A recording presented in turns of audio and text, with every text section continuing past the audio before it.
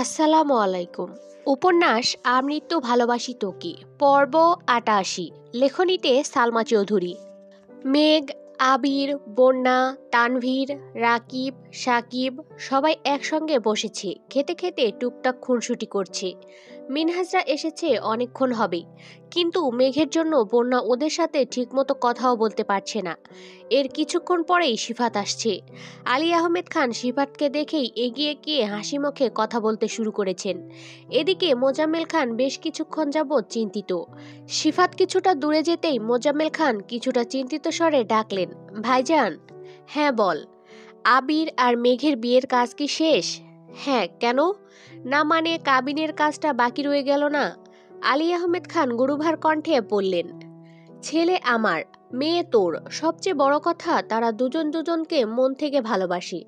তুই কাবিন দিয়ে কি করবি? তারপরও যদি তোর মনে হয় তাহলে ঘরোয়াভাবে বসে সেটা সমাধান করা যাবে। আমি ওইভাবে বলতে চাইনি। আলী আহমেদ খান কপাল গুটিয়ে ধীর কণ্ঠে বললেন, বিবাহ সম্পাদনের জন্য বা বিবাহ বৈধ হওয়ার জন্য কাবিননামা অপরিহার্য না। কাবিননামা একটা আইনি বাধ্যবাধকতা মাত্র। প্রাপ্তবয়স্ক দুজন ছেলে মেয়ের সম্মতি নিয়ে সব নিয়মকানুন মেনেই বিয়ে হয়েছে, এতে দুশ্চিন্তা করার কিছু নেই। আলী আহমেদ খান একগাল হেসে ফের বললেন, এখন খেতে চল। চলো। মেঘ আর আবিরের ফটোশ্যুট চলছে।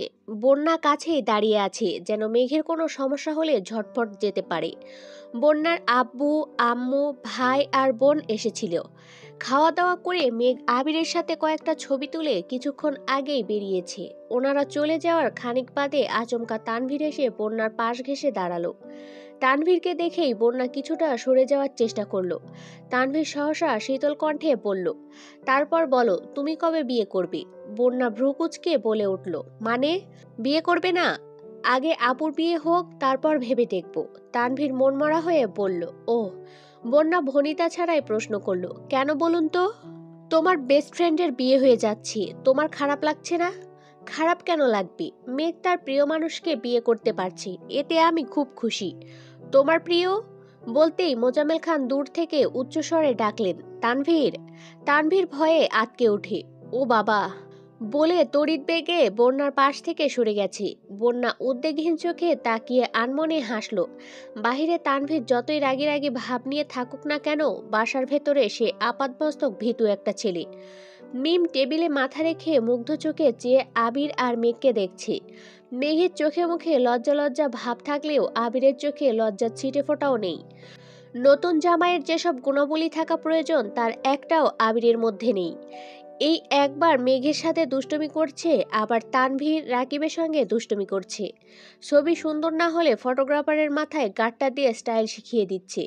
মিম সেগুলোই মনোযোগ দিয়ে দেখছে। আরিফ একটা আইসক্রিম মিমের সামনে রেখে মৃদুস্বরে বলল, খেয়ে নাও। মিম মাথা তুলে তাকিয়ে প্রশ্ন করল, আমি কেন খাবো? গরমের মধ্যে আইসক্রিমটা খেলে তোমার ভালো লাগবে, তাই নিয়ে আসছি। মিম গম্ভীর মুখ করে বলে উঠল, আমার ভালো কবে থেকে চিন্তা করা শুরু করেছো তুমি? যেভাবে এদিক সেদিক হোঁচট খাচ্ছ, চিন্তা না করে উপায় আছে? মিম মুচকি হেসে আস্তে করে বলল, তুমি ধাক্কা না মারলেই হলো। শেষ বিকেলের দিকে হালিমা খানরা বাসায় চলে আসছেন। মেঘ আর আবিরকে বরণ করার প্রস্তুতি নিচ্ছেন। কাজের ফাঁকে মালিহা খান আকস্মাৎ প্রশ্ন করে বসলেন, তোর মেয়ের বিয়েতে তুই খুশি তো বোন? হালিমা খান মুচকি হেসে বললেন, একটা কথা বলবো আফা? বল। আবিরের সাথে মেঘের বিয়ের ব্যাপারে আমি আরো অনেক দিন আগেই ভেবেছিলাম। সত্যি? আমাকে বলিসনি কেন? কিভাবে বলতাম বলো? এই বাড়ির পুরুষদের কিছু বলতে গেলে ভয় লাগে, অন্ততপক্ষে বিয়ের বিষয়ে। প্রথমে মেঘের আব্বুকে বলতে চেয়েছি, কিন্তু ওনার ছেলে দেখার তোড়জোড় দেখে আর বলতে পারিনি। তারপর একদিন আকলিমাকে কথার কথা এমনিতেই বললাম, সে তো ভয়ে শেষ। আমাকে সঙ্গে সঙ্গে বারণ করেছে যেন তোমাকে কিছু না বলি। আমি সব ভুলে একদিন তোমাকে বলে ফেলতে চেয়েছিলাম। তৎক্ষণাৎ তোমার অতীতের ঘটনা মনে পড়ে গেছিল। আমার উল্টাপাল্টা চিন্তার জন্য বাসায় যেন নতুন কোনো অশান্তি সৃষ্টি না হয়, এজন্য আর কিছুই বলিনি। আবিরের আম্মু শীতল কণ্ঠে জানালেন, যা হয়েছে ভালোই হয়েছে। ছেলে মেয়ে পছন্দ করেছে, তারা ভাইয়ে ভাইয়ে সিদ্ধান্ত নিয়েছে, এতে আমাদের কোনো হাত নেই। মেঘের আম্মু মুখ ফুলিয়ে শ্বাস ছেড়ে মৃদুস্বরে বললেন, আমার মেয়েটার জন্য একটু ভয় হচ্ছে আফা। কেন? আমি জানি আবির মেঘকে অনেক পছন্দ করে, সারা জীবন আগলে রাখবে, কিন্তু সবকিছুর পরেও আবিরের শরীরে ভাইজানের রক্তই বইছে। তাছাড়া ওর রাগটাও বেশি। রাগের মাথায় মেঘের সাথে যদি খারাপ আচরণ করে। মালিহা খান মলিন হেসে বললেন, এখনই এত ভয় পাচ্ছিস কেন? ওরা তো আমাদের চোখের সামনেই থাকবে, যা হবে দেখা যাবে। সন্ধ্যার আগে আগে আবির মেঘ বাসায় আসছে। ওদের বরণ করে দুধ মিষ্টি খাইয়ে বাকি নিয়মকানুন শেষ করে মেঘকে নিয়ে মালিহা খান ভেতরে চলে যাচ্ছেন। এদিকে আবির ড্রয়িং রুমে দাঁড়িয়ে নির্বাক চোখে তাকিয়ে আছে। সবার পূর্ণ মনোযোগ মেঘের দিকে দেখে আবির ভ্রুকুচকে প্রশ্ন করল, আমি এখন কি করব? মালিহা খান তপ্তস্বরে বললেন, তোর যা ইচ্ছে কর গিয়ে। আবির দাঁতে দাঁত চেপে বিড়বিড় করল, বউটাকে দিয়ে গেলে অন্তত দেখতে তো পারতাম। বন্যারা পরের গাড়ি দিয়ে আসছে, তাই একটু দেরি হয়েছে। মিম, আইরিন আর বন্যা গেটের কাছে আসতেই তানভীর গুরুভার কণ্ঠে ডাকলো, বন্যা। বন্যা সহ আইরিন আর মিম স্পষ্ট চোখে তাকিয়েছে।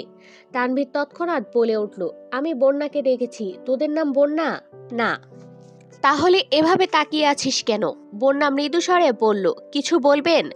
সঙ্গে সঙ্গে মিম, আইরিন একসঙ্গে বলে উঠল, কিছু বলবা? তানভীর মুখ ফুলিয়ে রাগী স্বরে বলল, না। মিম আর আইরিন বন্যাকে নিয়ে চলে যাচ্ছে। তানভীর কয়েক মুহূর্ত তাকিয়ে থেকে আবিরের কাছে গেল। তানভীর কপাল কুঁচকে একদৃষ্টিতে বন্যার দিকে তাকিয়ে থেকে বলল, ভাইয়া, তোমার বিয়েটা তো শেষ হলোই, এবার আমারটা নিয়ে একটু ভাবো। আবির চোখ ঘুরিয়ে তানভীরের দিকে তাকিয়ে রাশভারী কণ্ঠে বলল, আগামী 2 বছর এই বাড়িতে আর কোনো বিয়ে হবে না। আমি চাকরি নিলেও না। না। কেন? আমার বউ অন্তত পক্ষে 2 বছর এই বাড়ির একমাত্র বউ হয়ে রাজত্ব করবে। তোর বোনের বউ ফিল শেষ হলেই তার ভাবিকে নিয়ে আসবো, ততদিন তুই নিজেকে গোছা। তাই বলে 2 বছর? দেখ তানভীর, তুই আমার থেকে বয়সে 2 বছরের ছোট, তাই বিয়েটাও 2 বছর পর করা উচিত। তাছাড়া আমি তোর বোনের মানসিক শান্তিতে ব্যাঘাত দিব না। তোকে 6 মাসের মধ্যে বিয়ে করালাম, সবকিছু ঠিকঠাক চলল। কোনো একদিন হয়তো আজ থেকে 10 বছর পর মেঘ আমার কাছে এই অভিযোগটা করলো, তখন আমি কি করব? ওকে কি এই দিনগুলো ফিরিয়ে দিতে পারবো? তানভীর মনমরা হয়ে বলল, থাক, আমি আর কিছু বলবো না। তানভীর মন খারাপ করে চলে যাচ্ছে। আবির মৃদু হেসে ফের ডাকলো, কিন্তু তানভীর আর তাকালো না। অবশ্য তাকালেও বিশেষ কোনো লাভ হবে না, কারণ আবির যা ভেবে রেখেছে তাই হবে। তানভীর জোরপূর্বক কোনো কিছু পরিবর্তন করতে পারবে না, আর করতে চায়ও না। আগামীকাল আবিরদের বাসায় অনুষ্ঠান হবে। এবারে কাছের মানুষজন ছাড়া অতিরিক্ত কোনো মানুষ থাকবে না। আবিরের আবু চেয়েছিলেন একদিনেই অনুষ্ঠান শেষ করতে, কিন্তু মোজাম্মেল খানের এতে দ্বিমত ছিল। উনি মেয়ের বিয়ের জন্য এত বছর যাবৎ স্বপ্ন দেখেছেন, তাই আলী আহমেদ খান ওনার স্বপ্নকে বাস্তবায়ন করার সুযোগ দিয়েছেন। আবির আর রাকিব সন্ধ্যার পরপরই বেরিয়েছে, ফিরেছে প্রায় 11টা নাগাদ। ততক্ষণে বাড়ি মোটামুটি শান্ত হয়ে গেছে। আবির নিজের রুমে যেতে যেতে মেঘের রুমটা দেখে গেছে। রুমের দরজা ভেতর থেকে বন্ধ। সন্ধ্যার পর থেকে মেঘের সাথে আবিরের আর কোনো কথাই হয়নি। আবির 2-3 বার ডাকতেও গিয়েছে, কিন্তু আজ কেন জানি সাহস পাচ্ছে না, তাই রুমে এসে মেঘের নাম্বারে কল দিল। সারাদিনের ক্লান্তিতে মেঘ গভীর ঘুমে তলিয়ে আছে।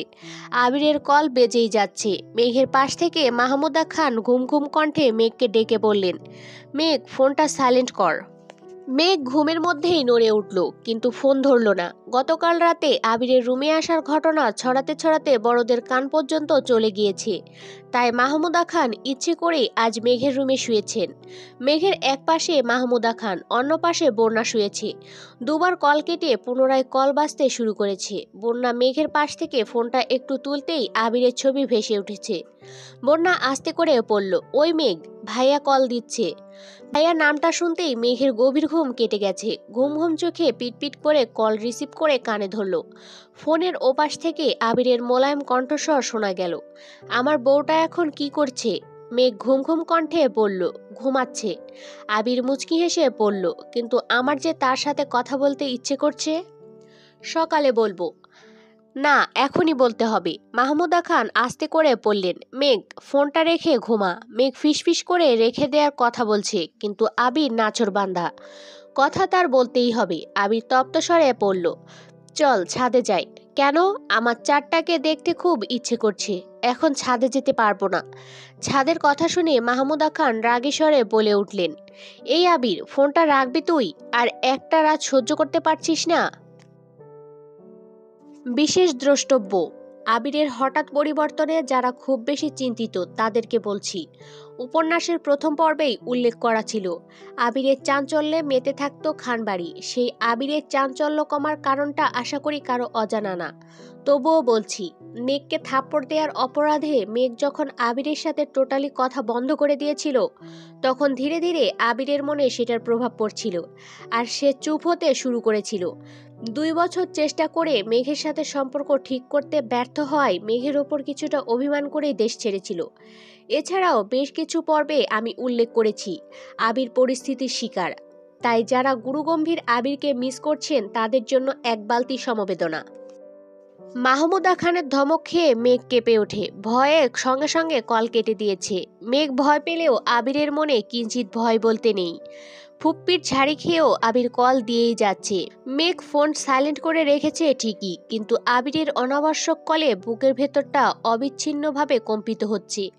বাহির থেকে আলোকসজ্জার ঝলমলে আলো রুমে প্রবৃত্ত হচ্ছে।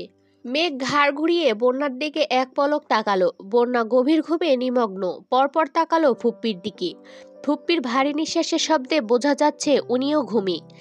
মেঘ বুকের ওপর ফোন চেপে অতি সর্পণ্যে বন্যার পাশ দিয়ে নেমে উদ্গ্রীব পায়ে বারান্দায় গিয়ে কল রিসিভ করলো। আবির তৎক্ষণাৎ অনচ্ছ কণ্ঠে শুধালো, তোর কি আমার জন্য একটুও মায়া হয় না? আবিরের কথা শুনে মেঘ বিহ্বল, ভরকে গেছে কিছুটা। কপাল কুঁচকে ভারী স্বরে বলল, আমি কি করলাম? সন্ধ্যা থেকে কেউ আমাকে একটা কল পর্যন্ত দিল না। কেউ না দিলেও তুই তো একটা কল দিতে পারতি নাকি? আমি তো আপনার কলের অপেক্ষায় ছিলাম। অপেক্ষা করতে করতে কখন ঘুমিয়ে পড়েছি বুঝতেই পারিনি। বাহ, কি দায়িত্বশীল বউ আমার। মেঘ সহসা ঠোঁট বাঁকালো, সদা জাগ্রত চোখে আলোকসজ্জা লাল নীল আলোর পানে তাকিয়ে মোলায়েম কণ্ঠে শুধালো, বাসায় কখন আসছেন? খেয়েছেন? কিছুক্ষণ আগে। আমার শ্বশুর বিয়েতে যে পরিমাণ জামাই আদর করেছে, রাতে আর কিছু খেতে হবে না। কোথায় গিয়েছিলেন? এখন বলবো না। আচ্ছা, ঘুমান তাহলে। শোন। জি। চল ছাদে যাই। না। কেন? আম্মুরা বলেছে বিয়ের রাতে বউ জামাইয়ের মুখ দেখতে নেই, এতে নাকি জামাইয়ের অমঙ্গল হয়। ঠিক আছে, দেখলাম না মুখ, একটু কথা তো বলতে পারি। আব্বাজান নিষেধ করেছেন, দেখা সাক্ষাৎও করা যাবে না। আবির ফোঁস করে শ্বাস ছেড়ে রাগান্বিত কণ্ঠে বলল, কেউ আমাকে কিছু বলতে পারছে না, তাই তোকে কুসংস্কার বোঝাচ্ছে, আর তুইও বোকার মতো সেসব মানতেছিস। মেঘ নিশ্চুপ। আবির দীর্ঘ নিঃশ্বাস ফেলে নিজেকে সান্ত্বনা করে আহ্লাদি কণ্ঠে বলল, চল না ছাদে। মেঘ অত্যন্ত ধীর কণ্ঠে বলল, একটু বোঝার চেষ্টা করুন, আমি যেতে পারবো না। আপনি যেন রুমে না আসেন তার জন্য আব্বাজান ফুপ্পিকে আমার সাথে থাকতে বলেছেন। এখন আমি বের হলে খবরই আছে। আপনি ঘুমান প্লিজ। আবির ঢোক গিলে ভ্রু বাঁকিয়ে আবেগতাড়িত কণ্ঠে পড়ল, I miss you, I need you, believe me, I badly want to you, sparrow. আবিরের কণ্ঠে আবেগপ্রবণ অস্বাচ্ছন্দ্য কথাগুলো শুনে মেঘের গা শিউরে উঠছে। এ যাবৎকালে আবিরকে এতটা ব্যাকুল হতে কখনো দেখেনি সে। মেঘ স্পৃহায় দীর্ঘ শ্বাস ছেড়ে ঠোঁট কামড়ে বিড়বিড় করল, আমাকে তো খুব বলতেন সহিষ্ণু হতে হবে, ধৈর্যশীল হতে হবে, তাহলে আজ আপনার এই অবস্থা কেন? এত অধৈর্য হয়ে উঠছেন কেন আপনি? আর কত ধৈর্য ধরবো? এতদিন যাবৎ অফিসিয়ালি বিয়ের অপেক্ষায় ছিলাম, করলাম তো অফিসিয়ালি বিয়ে, আত্মীয় স্বজন এলাকাবাসী সবাই জানলো তো, তাহলে এখন আমার বউ আমাকে দিচ্ছে না কেন? মানলাম কাল অনুষ্ঠান শেষে বাসর হবে, কিন্তু দেখা তো করতে দিবে, কথা তো বলতে দিবে। আমাদের মাঝে কংক্রিটের দেয়াল সৃষ্টির কি দরকার ছিল? জানি না, আমার ঘুম পাচ্ছে, ঘুমাবো, আপনিও ঘুমান। বুকের ভেতর আগুন জ্বললে ঘুমাবো কিভাবে? মেঘ মুচকি হেসে পড়ল, এক বোতল ঠান্ডা পানি খেয়ে ঘুমিয়ে পড়েন। মেঘ কল কেটে রুমে চলে গেছে। আবির কপালে কয়েক স্তর ভাঁজ ফেলে বিড়বিড় করল, এত কাহিনী করবে জানলে কমিউনিটি সেন্টার থেকেই পালাতাম। মেঘ ভোরবেলা উঠে আবারও ঘুমিয়েছে, তাই সকালে ঘুম একটু দেরিতে ভেঙেছে। আশেপাশে বন্যা ফুপ্পি কেউই নেই। আবিরের কথা মনে পড়তেই সঙ্গে সঙ্গে ফোন হাতে নিল। মেঘ আনমনেই নেট অন করে ফেসবুকে ঢুকলো। আকস্মাৎ আবিরের পোস্ট দেখে চমকে উঠল। গতকাল বিয়ের বেশ কয়েকটা ছবি আবির রাতেই তার আইডি থেকে পোস্ট করে ক্যাপশনে লিখেছে, প্রিয় সহধর্মিণী, আমার অলীক কল্পনার সঙ্গী তুমি, গোধূলি লগ্নে বাড়ি ফেরার একান্ত অভিপ্রায়। তুমি আমার স্নিগ্ধ সকালের সুললিত গন্ধরাজ, পড়ন্ত বিকেলের একগুচ্ছ বাগান বিলাস, আমার শূন্য হৃদয়ের পূর্ণতা তুমি, ব্যাকুল হৃদয়ের নির্জন নির্মলা, নীল দিগন্তের উড়ন্ত মেঘেরা জানে কত স্বপ্ন উড়িয়েছে বেনামি খামে। তোমার মায়াবী মুখের পানে চেয়ে ভুলেছি সব যত না আনমনে। তোমার ঠোঁটের ওই স্নিগ্ধ হাসি দেখে আমার হৃদয়ের অন্তরালে নিরবচ্ছিন্ন বিক্ষোভ চলে। তুমি আমার অবসন্ন মস্তিষ্কের প্রবলতা, নব্য স্বপ্ন দেখার অদম্য স্পৃহা। তোমাকে হাসাতে চেয়ে বহুবার কেঁদেছি আড়ালে। তুমি আমার অপেক্ষার শেষ প্রহর, 16 বছরের প্রতীক্ষার অমূল্য পুরস্কার। তোমাকে মিথ্যা প্রতিশ্রুতি দিইনি আমি, দিয়েছি আবিরের বউয়ের স্বীকৃতি। আমি তোমাকে ভালোবেসেছি, ভালোবাসি আর আমৃত্যু ভালোবেসে যাব। ইতি তোমার অনাকাঙ্ক্ষিত স্বামী। মেঘ ক্যাপশন পড়ে 5 মিনিটের জন্য নিস্তব্ধ হয়ে গেছে। 5 মিনিট পর মনোযোগ দিয়ে ছবিগুলো দেখতে লাগলো। গতকাল পার্লার থেকে সেজে যাওয়ার পর থেকে নিজেকে কেমন লাগছে সেটা দেখার সুযোগই পায়নি। বিয়ে ছবি পর্যন্ত দেখেনি। তবে কয়েক ঘন্টায় আবিরের মুখ থেকে হাজার খানেক প্রশংসা সহ আবিরের দুর্বৃত্ত কথা শুনতে হয়েছে। সুযোগ পেলেই মেঘের কানের কাছে ফিসফিস করে নিজের অব্যক্ত অনুভূতি জাহির করেছে। আর মেঘ শুধু আবিরের পাগলামি দেখে গেছে। এমনকি কবুল বলার সময় আবিরের অস্থিরতা দেখে মেঘ নির্বাক ছিল। নিষ্পলক চোখে কেবল তাকিয়েই ছিল। মিনিমাম লাজ লজ্জা বিসর্জন দিয়ে আবির উচ্চ শব্দে বলেছিল, পৃথিবীর যা কিছুর বিনিময়ে হোক আমি সব কিছু দিতে রাজি হয়েই মেঘকে বউ হিসেবে কবুল করলাম। আলহামদুলিল্লাহ, কবুল কবুল কবুল। যেখানে একবার কবুল করলাম কিংবা আলহামদুলিল্লাহ কবুল বলেই বিয়ে সম্পন্ন হয়ে যায়, সেখানে আবির বলেই যাচ্ছিল। আবিরের কাণ্ড দেখে কাজী সাহেবও না হেসে পারলেন না। কাজীর মুখে হাসি দেখে আবির পরপর উদ্বিগ্ন কণ্ঠে শুধালো, আমাদের বিয়ে হয়েছে তো? কাজী সাহেব উঠে যেতে যেতে বললেন, আলহামদুলিল্লাহ, এতদিনে পরিপূর্ণ হয়েছে, আলহামদুলিল্লাহ।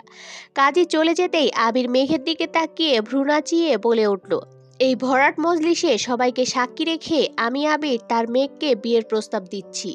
মেঘ কি আবিরকে স্বামী হিসেবে কবুল করেছে? মেঘ আবিরের ঝলমলে চোখের দিকে তাকিয়ে ঠোঁট চেপে হেসে মোলায়েম কণ্ঠে জবাব দিয়েছিল, কবুল করলাম, আলহামদুলিল্লাহ, কবুল কবুল কবুল। আবিরের পাগলামি সেখানেই থামেনি। গতকাল বাসায় ফেরার সময় আবির হঠাৎই মেঘের কানে ফিসফিস করে বলছিল, চিরদিনের জন্য শ্বশুরবাড়িতে চলে যাচ্ছিস, এবার একটু কান্না কর। মানছি একই বাড়িতে যাচ্ছিস, তাই বলে কাঁদবি না।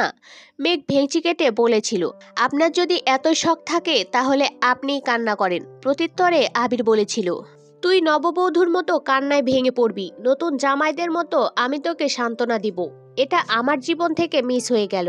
এক কাজ করি, চল দুজন একসঙ্গে কান্না শুরু করি। গতকাল আবিরের আজগুবি কথা শুনে মেঘ কপাল কুঁচকালেও আজ কথাগুলো মনে করে আনমনে হেসে ফেলল। পুনরায় ছবি দেখায় মনোযোগ দিল। নিজের পরনের মেরুন রঙের বিয়ের বেনারসি, গা ভর্তি ভারী গহনা, মাথায় ঘোমটা সহ চোখ ধাঁধানো আড়ম্বরপূর্ণ সাজসজ্জা দেখে মেঘ নিজেই লজ্জায় পড়ে যাচ্ছে।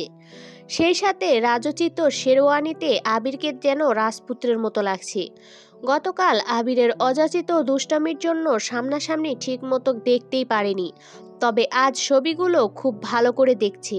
বন্যা মিমের রুমে চলে গেছে। ইদানিং মেঘ ব্যস্ত থাকায় বন্যার মিম আর আইরিনের সাথে খুব ভালো সম্পর্ক হয়ে গেছে। দুজনেই তানভীরের কথা জানে, তাই তানভীরের হাত থেকে বন্যাকে সবসময় প্রোটেক্ট করে। ড্রয়িং রুমে সোফায় হেলান দিয়ে চোখ বন্ধ করে বসে আছে আবির। রান্নাঘরে রান্নার আয়োজন চলছে। ইকবাল খান ছাদ থেকে নেমে আবিরকে এভাবে বসে থাকতে দেখে কিছুটা উদ্বিগ্ন কণ্ঠে জিজ্ঞেস করলেন, কিরে আবির, এভাবে বসে আছিস কেন? আবির চোখ খুলে কাকামণিকে এক পলক দেখে পূর্বের অবস্থায় থেকে উত্তর দিল, আমার মনটা খুব খারাপ। ইকবাল খান নেমে এসে আবিরের পাশে বসতে বসতে শুধালেন, মন খারাপ কেন? বিয়ে তো সবাই মেনেই নিয়েছে, তাহলে মন খারাপ কেন থাকবে? আবির তপ্ত স্বরে বলতে শুরু করলো, মন খারাপ থাকবে না কেন? মানুষ এলাকা ছেড়ে 2-1 বছর বাইরে থাকলেই কথা, আচরণ, চলাফেরা সব বদলে যায়। সেখানে 20-30 বছর ঢাকা শহরে থেকে এখনো গ্রামের কি সব আজগবি নিয়মনীতি পালন করছে। বিয়ের পর বউ আলাদা কেন থাকবে? এত বছর অপেক্ষা করে নিজের সাথে নিজে যুদ্ধ করে আল্লাহর কাছে চাইতে চাইতে মেঘকে পেয়েছি। কেউ কি জানে সেটা? কিছুদিন যাবৎ এই বাড়ির প্রতিটা মানুষ আমার ইমোশন নিয়ে প্রতিনিয়ত খেলতেছে, তারপরও আমি চুপ করে আছি।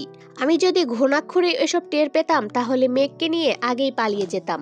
তোমরা যা করছো তা আমি কখনো ভুলবো না, আমি এর তীব্র নিন্দা জানাচ্ছি। ইকবাল খান শীতল কণ্ঠে বললেন, এভাবে বলছিস কেন?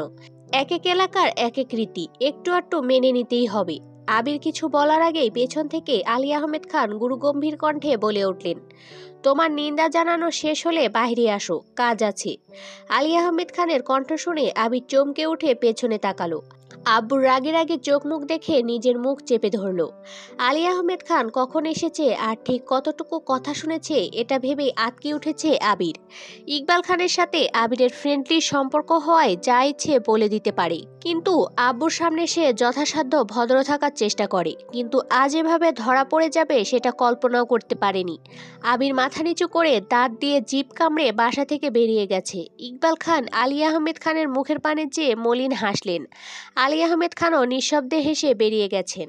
কিছুক্ষণের মধ্যেই মেঘ নিচে নামলো। মেঘকে দেখেই রাকিব আকস্মাৎ বলে উঠল, এই যে ভাবি, আমার বন্ধুর 16 বছরের অব্যক্ত অনুভূতির বহিঃপ্রকাশে লেখা খোলা চিঠি পড়ে আপনার অনুভূতি কি?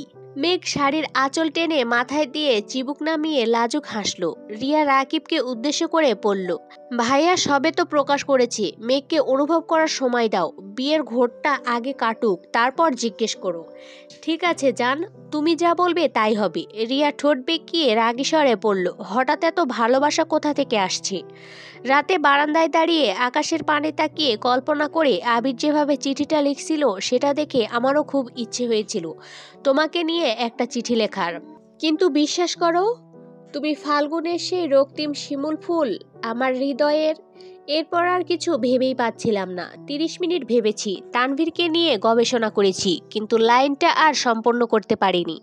তারপর মনে হলো কবিতা আর চিঠি লেখার থেকে সকাল সন্ধ্যা বাবু খাইছো জিজ্ঞেস করাটা খুব সহজ সমাধান। রিয়া বিরক্ত হয়ে বলল, তুমি আসলেই একটা আনরোম্যান্টিক। রাকিব হেসে উত্তর দিল, বিয়ে করেছি 6 মাস হতে চলল, এখনো আমি কত রোমান্টিক দেখেছো? তুমি বললে শিমুল ফুল দিতে না পারলেও কচুরি ফুল ঠিকই দিতে পারবো, আর কি চাও? রিয়া রাগান্বিত কণ্ঠে হুঙ্কার দিল, তুমি আপাতত চোখের সামনে থেকে যাও। আজকাল ভালোবাসার কোনো মূল্য নেই। নিজের বিয়ে করা বউ বলে আমি নাকি আনরোম্যান্টিক, ধিক্কার জানাই। কাকে ধিক্কার জানাচ্ছ? নিজেকেই। রিয়া সাহসা হাসতে শুরু করেছে, সে সাথে মেঘও হাসছে। আবির এসে রাকিবের কাঁধে হাত রেখে ধীর কণ্ঠে জানতে চাইল, কি হচ্ছে এখানে? আবিরের কণ্ঠ শুনে মেঘ আর চোখে তাকালো। আবিরকে এক পলক দেখেই লজ্জায় নুইয়ে পড়েছে। গতকালও এত লজ্জা পায়নি যতটা আজ পাচ্ছে। অবিলম্বে ঘুমটা টেনে মুখ ঢাকার চেষ্টা করলো। রাকিবের সাথে দু একটা কথা বলে আবির মেঘের সামনে এসে দাঁড়িয়ে অত্যন্ত কোমল কণ্ঠে বলল, আসসালামু আলাইকুম। লজ্জায় আড়ষ্ট মেঘ ঠান্ডা কণ্ঠে বলল, ওয়ালাইকুম আসসালাম। শুভ সকাল বউ। শুভ সকাল। রাকিব গলা খাকারি দিয়ে বলল, তোর বউ এটা আমরা সবাই জানি, তাই বলে সারাদিন বউ বউ করবি? ভাবছি কিছুদিন দিনরাত এক করে শুধু বউই ডাকবো। মাহমুদা খান মালিহা খানের রুম থেকে বেরিয়ে আসতে আসতে ভারী কণ্ঠে বললেন, আবির তোর কি কোনো কাজ নেই? সকাল সকাল মেঘকে জ্বালাচ্ছিস কেন? আবির কপাল কুঁচকে ঠোঁট বেঁকিয়ে শক্ত কণ্ঠে বলল, আমি কোথায় জ্বালাচ্ছি, এতক্ষণ কাজ করে কেবলই আসলাম। ফুপ্পি, তোমার আমার সাথে কিসের শত্রুতা বলো তো? আব্বুর সাথে তুমিও এমন আচরণ করছো কেন? তোমাদের থেকে তো আমার শ্বশুরই ভালো, মেয়ে খেয়েছে কিনা দেখতে আমাকে জোর করে পাঠিয়েছেন। আর তোমরা? মাহমুদা খান রাশভারী কণ্ঠে বললেন, ভাইজান খুব সহজে মেনে নিয়েছে তো তাই বুঝতে পারছিস না। ভাইজানের ধমক না শোনা পর্যন্ত শান্তি পাচ্ছিস না, তাই না? তোর আচরণে কোনো কারণে ভাইজান যদি রেগে যান, বাড়ি ভর্তি মেহমানের সামনে চিৎকার চেঁচামেচি করেন, বিষয়টা কি ভালো লাগবে? তার থেকে উনি শান্ত আছেন, তুইও একটু শান্ত থাক। ঠিক আছে, থাকলাম শান্ত। আবির মুখ ফুলিয়ে শ্বাস ছেড়ে মেঘের দিকে তাকিয়ে ব্যস্ত কণ্ঠে বলল, বউ তুমি খেয়ে নাও। হ্যাঁ, তোমার ফুপু শাশুড়িটা ভালো না, একদম মহিলা হিটলারের মতো আচরণ করছেন। আমি এখন পালাই।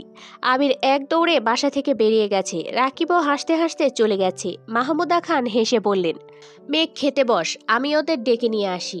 একটু পরেই সবাই খেতে নেমেছে। মেঘকে দেখে জান্নাত বলে উঠল, তুমি আমার স্নিগ্ধ সকালের সুললিত গন্ধরাজ, বরন্ত বিকেলের একগুচ্ছ বাগান বিলাস। পাশ থেকে আইরিন বলল, ভাবি এইটা না, আমার ওই লাইনটা বেশি ভালো লাগছে। নীল দিগন্তের উড়ন্ত মেঘেরা জানে কত স্বপ্ন উড়িয়েছি বেনামি খামে।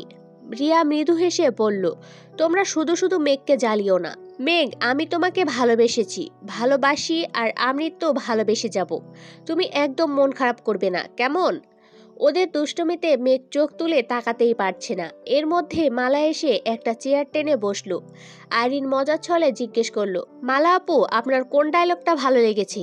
কিসের ডায়লগ? আবির ভাইয়া মেঘ ভাবিকে নিয়ে ফেসবুকে খোলা চিঠি লিখেছে, আপনি দেখেননি? মালা আইরিনকে দেখে পরপর চোখের লজ্জা মাখা আদলের পানে তাকালো, মনে মনে বিড়বিড় করলো, আমাকে ব্লক করে রাখলে কিভাবে দেখবো? আইরিন আবার জিজ্ঞেস করলো, দেখেননি? মালা বিরক্ত হয়ে বলল, খেয়াল করিনি। আবারও মনে মনে বিড়বিড় করলো, এসব আজাইরা ভালোবাসা দেখলেই শরীরটা জ্বলে। বৌভাত উপলক্ষে মেঘ আজ অফ হোয়াইট রঙের মধ্যে গোল্ডেন স্টোনের একটা গর্জিয়াস লেহেঙ্গা পরেছে। আবির মেঘের সাথে ম্যাচিং করে অফ হোয়াইট রঙের স্যুট পরেছে। বাকিরাও যে যার মতো সেজেছে। মালা আজ হুট করে একটা গর্জিয়াস শাড়ি পরেছে। মালার সাজ দেখে সাকিব মেকিস্বরে বলল, ছ্যাঁকা খেয়ে মানুষকে ঘরের দরজা বন্ধ করে সপ্তাহব্যাপী বা মাসব্যাপী কাঁদতে দেখেছি, অথচ তুই তা না করে নাচতে নাচতে বিয়ে খেতে চলে আসছিস। তোর কি মিনিমাম লজ্জা নেই? লাজ লজ্জা ধুয়ে শরবত খাবো নাকি? আর একটা কথা শুনে রাখ, আমি চাইলেই আবির ভাইয়াকে বিয়ে করতে পারতাম, কিন্তু আমি মেঘের মতো এত উন্মাদ না যে আমার আবির ভাইকেই লাগবে। সাকিব ফিক করে হেসে পড়ল, কথায় আছে পাগলের সুখ মনে মনে। আর কি কি বলে নিজেকে সান্ত্বনা দিচ্ছিস জানাইস আমাকে, প্রয়োজনে আমি আরও কিছু অ্যাড করে দিব। আর রইল বাকি মেঘবতীর পাগলামির কথা। আবির ভাইয়া দেশে আসছেই মেঘকে পাগল করতে। 14 বছর তো একাই পাগলামি করে গেল। ভাইয়ার কি ইচ্ছে হয় না মেঘবতী তার জন্য একটু পাগলামি করবে, বাড়ি ফেরার অপেক্ষায় থাকবে, তাকে দেখার জন্য বা একটু কথা বলার জন্য উতলা হয়ে থাকবে, তার দিকে কেউ তাকালে অগ্নিকন্যার রূপ নিবে। মূল কথা, ভাইয়াকে পাগলের মতো ভালোবাসবে। মেঘবতীর মনে প্রবল প্রমত্ততা জাগাতে ভাইয়াই সব করেছে। তাই তোর চোখে মেঘবতী উন্মাদ হলে আবির ভাইয়া তার গুরু। মালার আগে কটমট করে চলে যেতে নিলে অলক্ষিতভাবে লিমনের সাথে ধাক্কা খেলো। মালা মাথায় হাত দিয়ে রাগান্বিত কণ্ঠে হুঙ্কার দিল, আপনি কি চোখে দেখেন না? লিমন মালার দিকে তাকিয়ে মৃদু হেসে পড়ল, মাঝে মাঝে একটু কমই দেখি। মালা রাগে ফোঁসফোঁস করে চলে গেছে। মাইশা আপু আর ওনার হাজবেন্ড আজ দুপুরেই আসছেন। আবির কল দিতে দিতে অনেক কষ্টে আপুকে রাজি করিয়েছে। মেঘ আপুকে দেখে আহ্লাদি কণ্ঠে বলল, আপু মনে আছে তো? বাবুকে কিন্তু সর্বপ্রথম আমার কোলে দিতে হবে। হ্যাঁ গো, মনে আছে। দোয়া করো বাবু সুস্থভাবে হলে তোমার কোলেই প্রথমেই দিব। মেঘ একগাল হেসে পড়ল, ঠিক আছে। আবির মেঘের দিকে তাকিয়ে কিছু ভেবে আনমনে হাসল। মেঘ বিষয়টা খেয়াল করে জিজ্ঞেস করলো, হাসছেন কেন? এমনিতেই। বলুন। রাতে বলবো না, এখনই বলুন। I love you, I want to hug you, I wanna kiss you.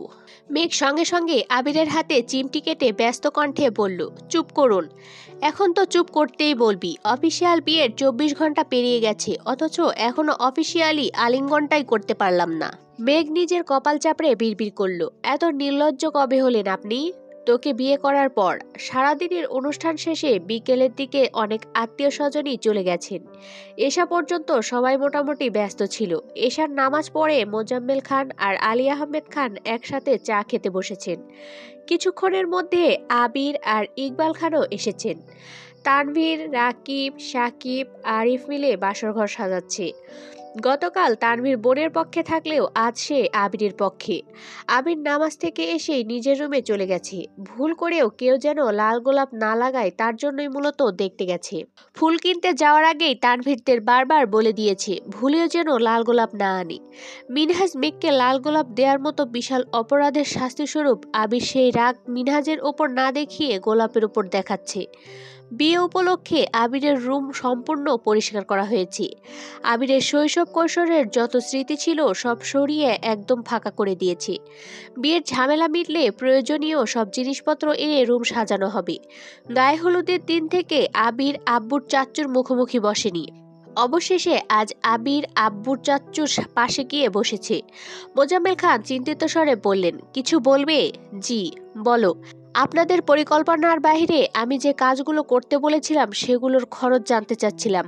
আমি পেমেন্ট দিয়ে দিচ্ছি, সম্ভব হলে রাতে বা সকালের মধ্যে পরিশোধ করে দিবেন। আলী আহমেদ খান ঠান্ডা কণ্ঠে বললেন, তোমার দিতে হবে না আব্বু, আমি আগেই বলে রেখেছিলাম অন্ততপক্ষে আমার পরিকল্পনাগুলোর টোটাল পেমেন্ট আমি করব। মোজাম্মেল খান আস্তে করে বলল, আচ্ছা তুমিই করো, কিন্তু এত তাড়াহুড়ো করার প্রয়োজন নেই। ইমার্জেন্সি সবার পেমেন্ট করে ফেলেছি। আর যারা নেয়নি তাদের কাল পরশুর মধ্যে দিয়ে দিব। আমি হিসেবটা দেখতে চাচ্ছিলাম চাচ্চু। আমার কি কপাল, মেয়ের জামাই কত সুন্দর করে চাচ্চু বলে ডাকছে। আবির মৃদু হেসে মেকিস্বরে বলল, মেঘের মতো আমিও কি আব্বাজান বলে ডাকবো? আলী আহমেদ খান, মোজাম্মেল খান এবং ইকবাল খান তিনজনে একসঙ্গে হেসে উঠলেন। প্রায় 1 ঘন্টা যাবৎ চারজন মিলে হিসাব করছে। এদিকে জান্নাত আর রিয়া মিলে মেঘকে সাজাচ্ছে আর বাসরের নিয়মকানুন শিখিয়ে দিচ্ছে। মেঘের মনে ভয়, লজ্জা, আতঙ্কের সাথে সাথে এক অজানা ভালো লাগাও কাজ করছে।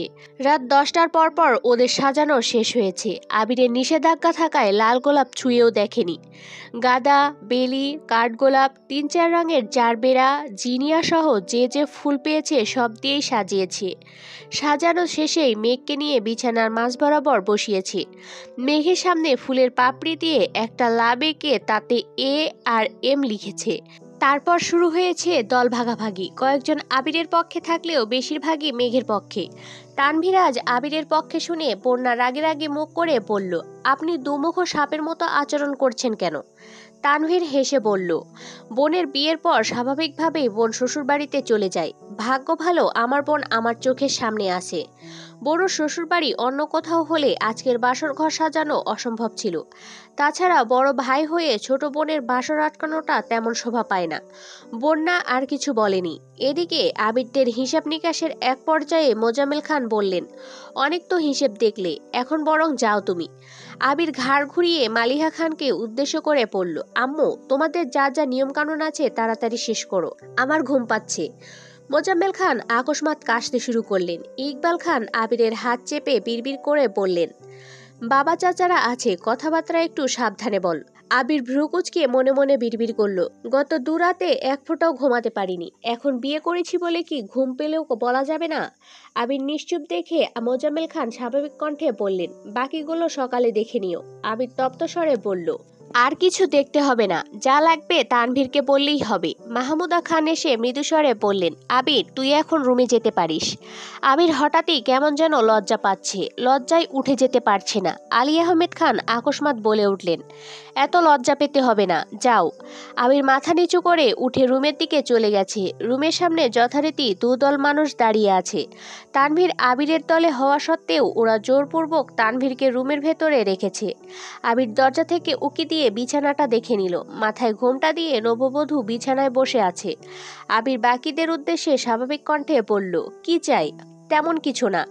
রাকিব আবিরের পাশ থেকে বলে উঠল, আজ যত ইচ্ছে দে, আমি বারণ করব না, কারণ বাসর আমিও সাজিয়েছি, তাই ভাগ আমিও পাবো। আবির রাকিবের দিকে তাকিয়ে হাসল।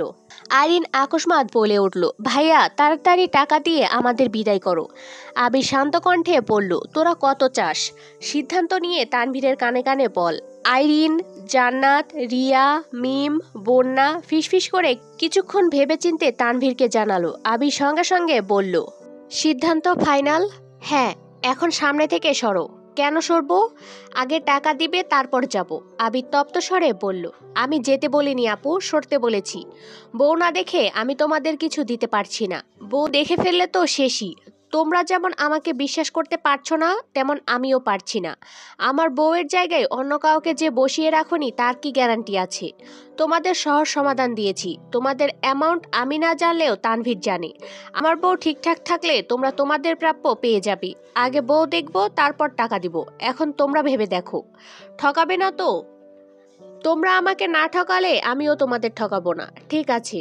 ওরা এক প্রকার বাধ্য হয়েই আবিরকে রুমে ঢুকতে দিয়েছে। আবির রুমে ঢুকেই মেঘকে উদ্দেশ্য করে সালাম দিল। মেঘ কাঁপা কাঁপা গলায় সালামের উত্তর দিয়েছে। এতক্ষণ যাবৎ মেঘ শান্ত থাকলেও এখন আর শান্ত থাকতে পারছে না। আবির যত কাছাকাছি আসছে, মেঘের শরীরের প্রতিটা শিরা উপশিরার রক্ত সঞ্চালন তত বেড়ে যাচ্ছে। ঢোক গিলে বারবার নিজেকে শান্ত রাখার চেষ্টা করছে। আবির কিছুটা ঝুঁকে খুব যত্ন সহকারে আস্তে ধীরে মেঘের ঘোমটা ওঠালো। লজ্জায় রাঙা মেঘের নামানো চিবুক দেখে কিঞ্চিত ভ্রু কোঁচকালো। আবির সহসা 2 আঙ্গুলে মেঘের চিবুক উঠালো। আবিরের শক্ত হাতের কোমল স্পর্শে মেঘের শীর্ণ অধর থরথর করে কাঁপছে। হৃদয়ের তোলপাড়ে নিঃশ্বাস এলোমেলো হয়ে যাচ্ছে। ঘন ঘন পল্লব ঝাপটে নিভু নিভু চোখে আবিরের দিকে তাকাতেই আবির সহসা বুকের বাঁ পাশে হাত রেখে নেশাক্ত কণ্ঠে বলল, হাই মাশাল্লাহ, সঙ্গে সঙ্গে বিছানার ওপর লাভ লেখা অংশে ধপ করে পড়ে গেছে। মিম, আদি, আইরিন কিছুটা আতঙ্কিত হলেও বাকিরা আবিরের কাণ্ড দেখে মুচকি মুচকি হাসছে। মেঘ কিঞ্চিত ভ্রু কুচকে আবিরের মুখের দিকে তাকালো। আবির আচমকা কাত হয়ে মেঘের দিকে ঘুরে হাতের ওপর মাথা রেখে মৃদুগ্রামী কণ্ঠে বলল, অবশেষে আবিরের একান্ত চাঁদ আবিরের রুমে দীপ্তি ছড়াচ্ছে।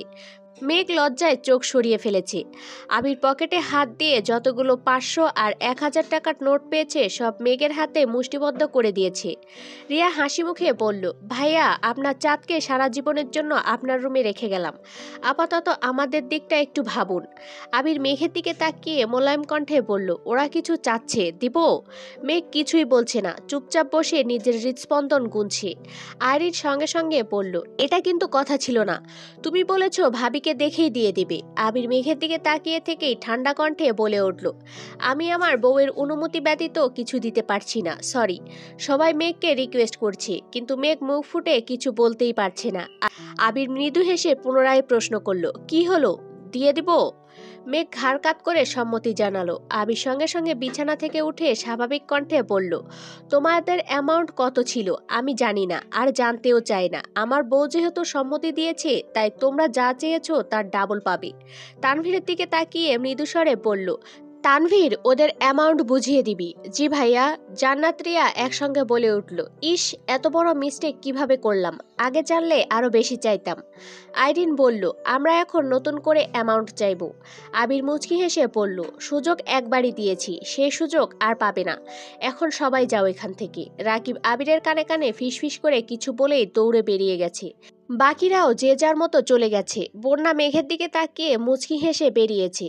তানভীর আগেই বেরিয়ে গিয়েছিল। আবির দরজা বন্ধ করতে যাবে, হঠাৎ তানভীর হাজির হলো। আবির শক্ত কণ্ঠে বলল, আবার কি? তানভীর মেঘকে এক পলক দেখে নিল। মেঘ মাথা নিচু করে নিশ্চুপ হয়ে বসে আছে। তানভীর গলা খাকারি দিয়ে অত্যন্ত কোমল কণ্ঠে বলল, ভাইয়া, আমার বোনটা কিন্তু এখনো ছোট, তোমার অনাবশ্যক ভালোবাসাকে একটু কন্ট্রোলে রেখো প্লিজ।